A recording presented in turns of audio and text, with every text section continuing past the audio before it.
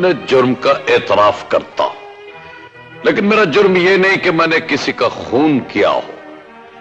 میرا جرم تو صرف اتنا ہے کہ میں نے اپنوں سے پیار کیا ہے. کبھی زمانہ مجھے سلام کرتا تھا، آج میں خود ایک لاوارث بن گیا ہوں. ناظرین، آپ کو ایک افسوسناک خبر سناتے چلیں کہ 1 دسمبر کو پاکستان کا معروف فلم آرٹسٹ اور تھیٹر آرٹسٹ افضال احمد کا انتقال ہو گیا ایک جنرل ہاسپٹل، اور جس کا پورا نام سید افضال احمد تھا.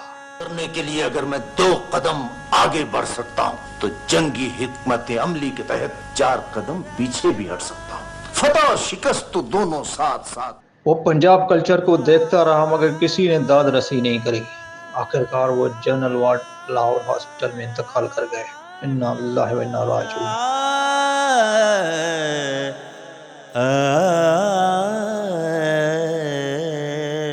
ناظرین، یہ وہ شخص ہے جو پنجابی، اردو اور پشتو فلموں میں کام کر چکا ہے، پورے پاکستان کا نام روشن کیا.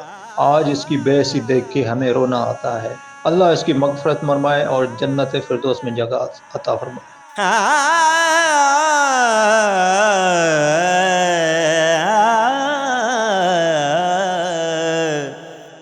مگر یہاں پہ سوال یہ اٹھتا ہے کہ یہ اتنا معروف اداکار اور اتنی بے حسی کیوں؟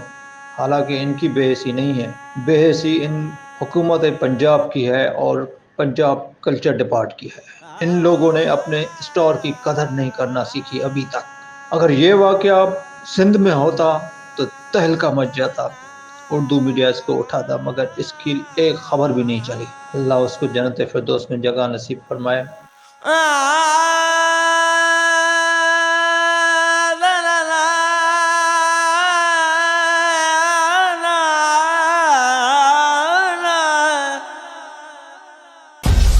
میری پہچان وقت کی بات کو سبسکرائب کریں اور کمنٹ کریں.